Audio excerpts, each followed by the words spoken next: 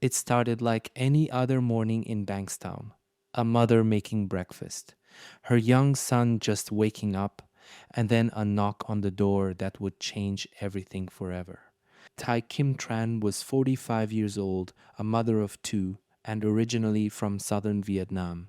She had moved to Australia more than a decade ago, settling in Bankstown, a suburb of Sydney.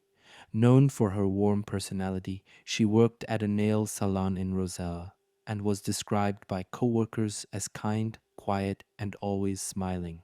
Just days before her death, she had been looking forward to spending the Easter long weekend with her children. Friends and relatives described her as a loving mother, deeply committed to her family. One close friend called her the best friend anyone could have, devastated by the sudden loss. She had no criminal record and was not known to police. Investigators believe she had no direct involvement in any illegal activities and may have been targeted solely because of her husband's alleged ties to criminal elements. She was, by all accounts, an innocent woman caught in something far beyond her world. Around 10:30 in the morning, five masked men stormed Thi Kim Tran's home on Edward Street in Bankstown, Sydney.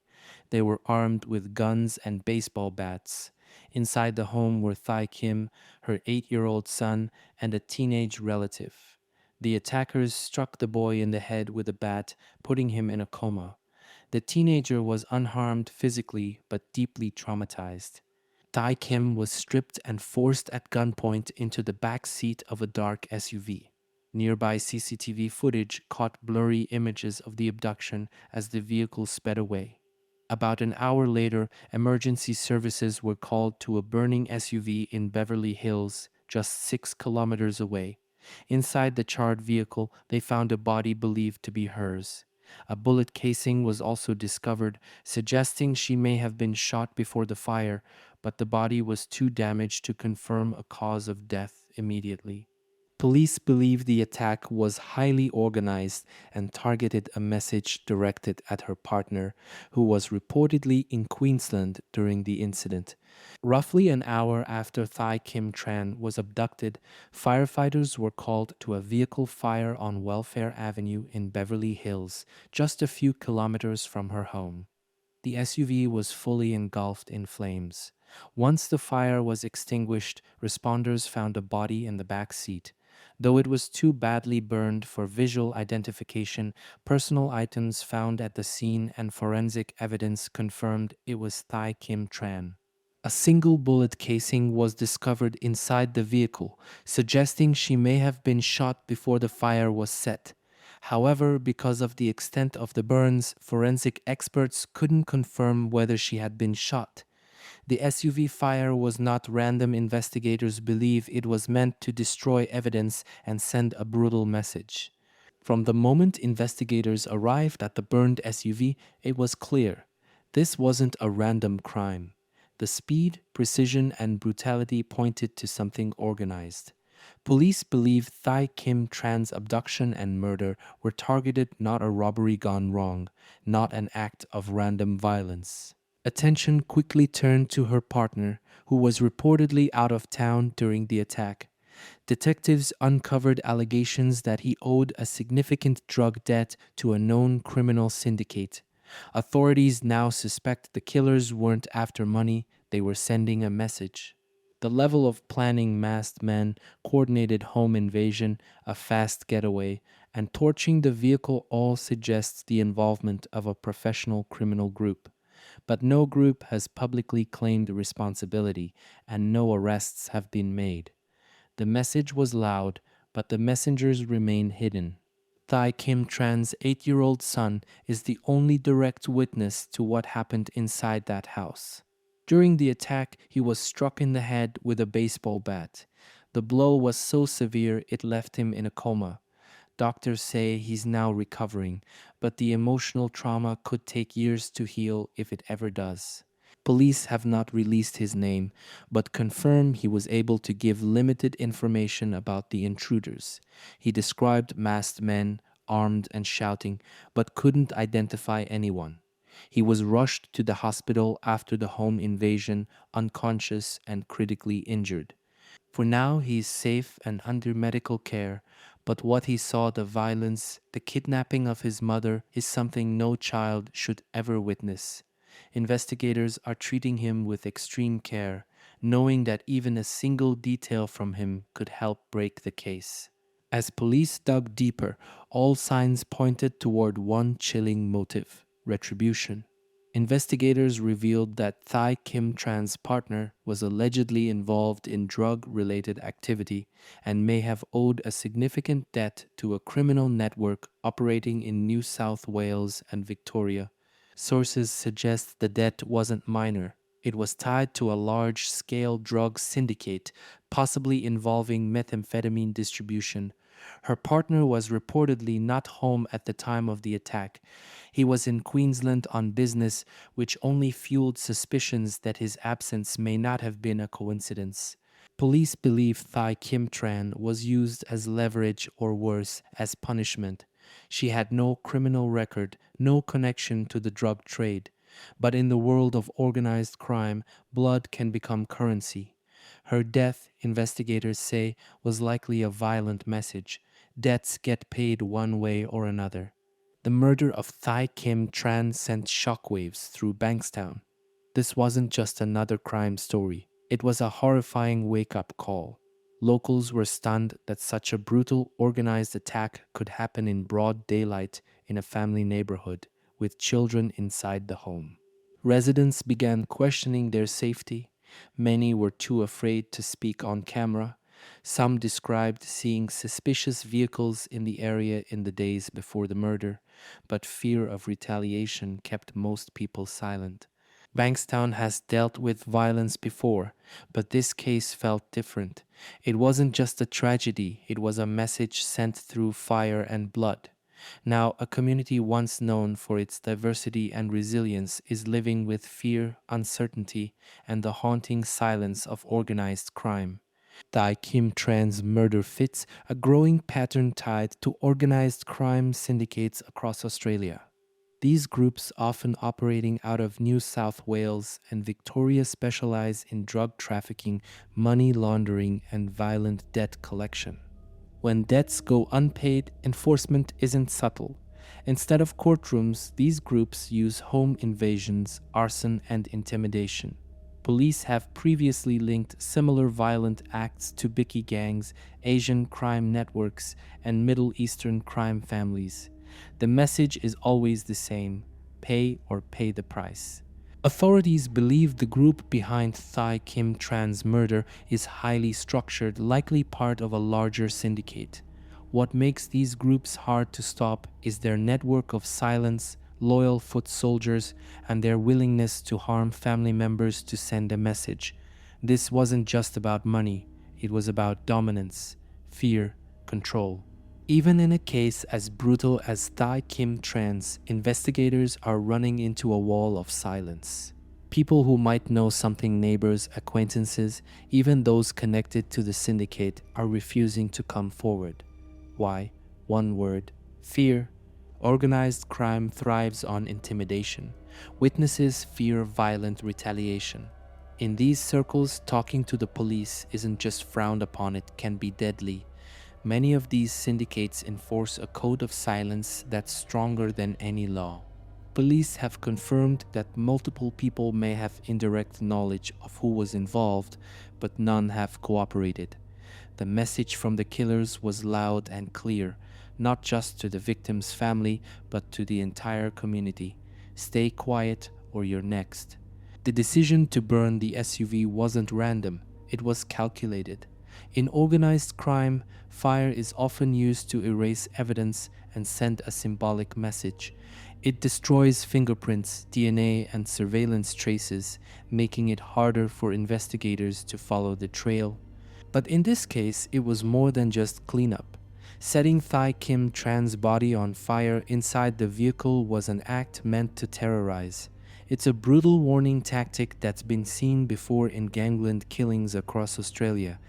The fire becomes both a literal and figurative smokescreen, destroying the truth while amplifying the fear. Investigators say the way the vehicle was torched fast, controlled, abandoned in a quiet residential spot suggests professional handling. It's the kind of move used when someone wants to make sure there's no body left to bury, no peace for the family, and no evidence for the police. From the start, media outlets covered Thi Kim Tran's murder with urgency but caution. The case made national headlines, yet coverage avoided naming specific criminal groups or detailing the alleged drug connections. Why? Legal risks and fear of retaliation.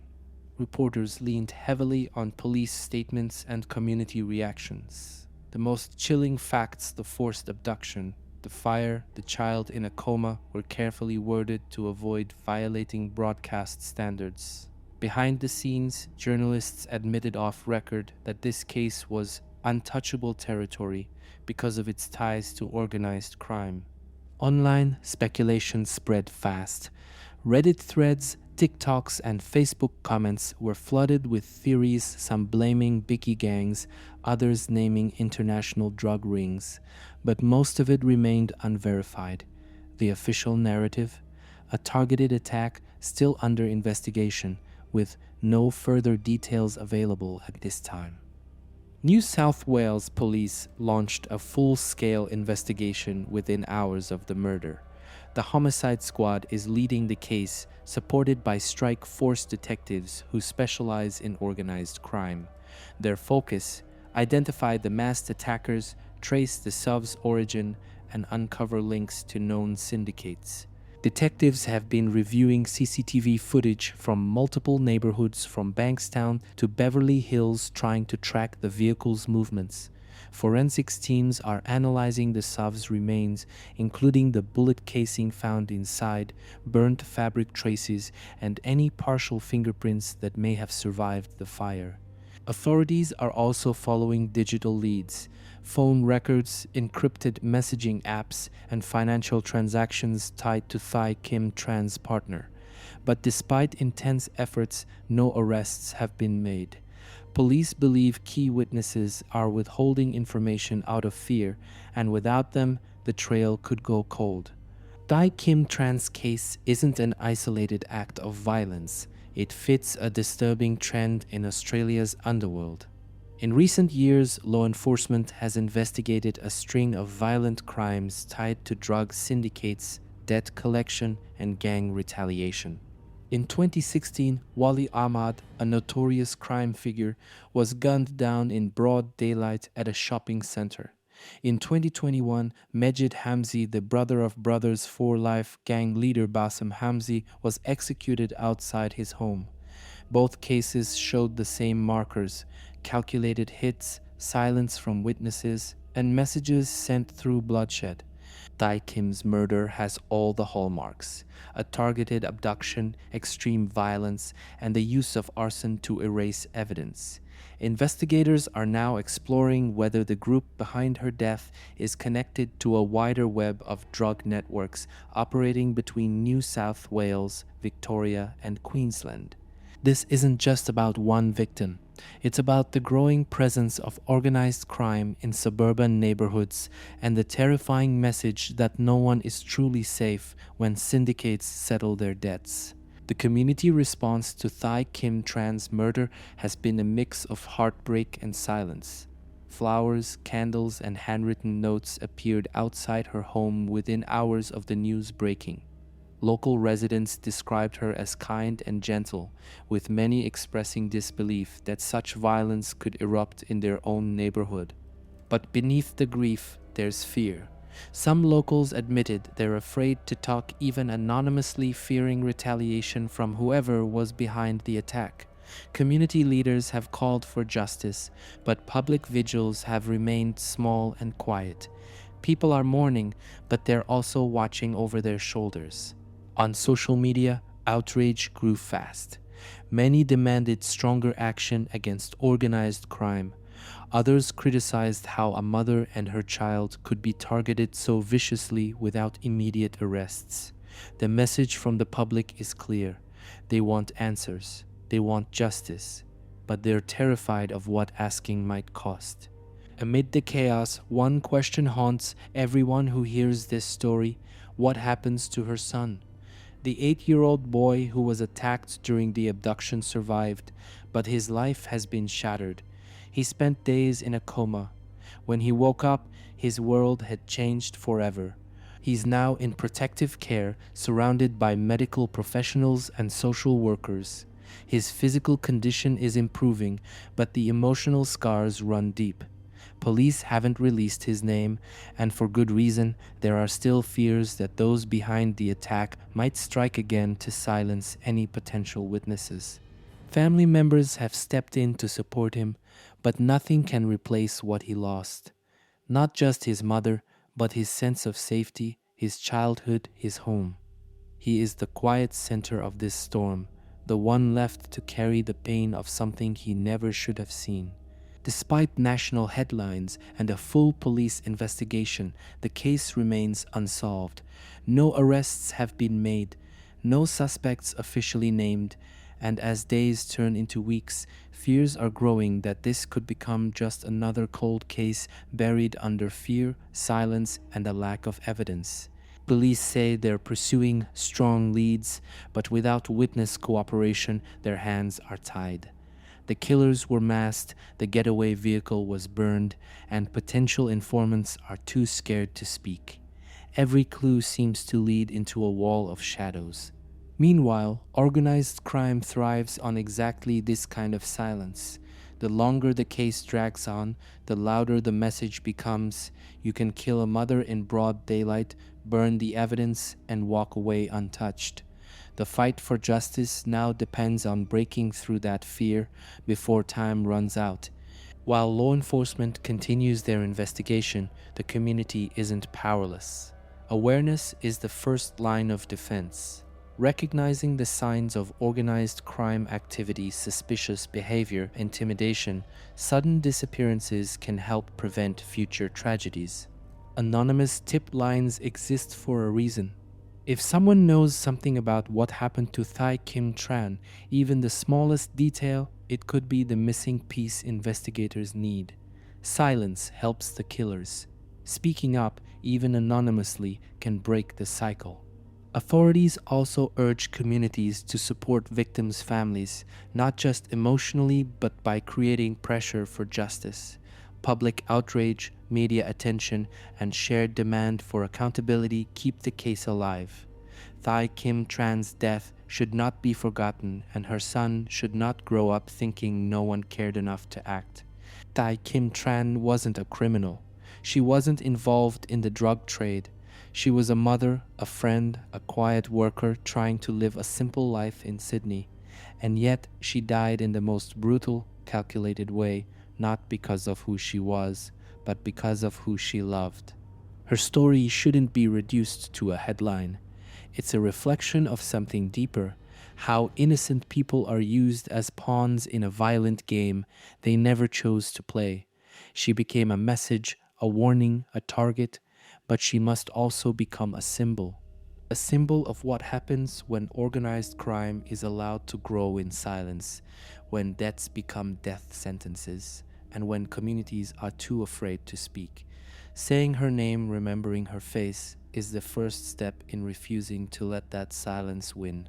If this story moved you, don't let it fade into the noise. Share it, talk about it, leave a comment below with your thoughts or theories, and most importantly, subscribe to this channel for more real, in-depth stories that go beyond the headlines.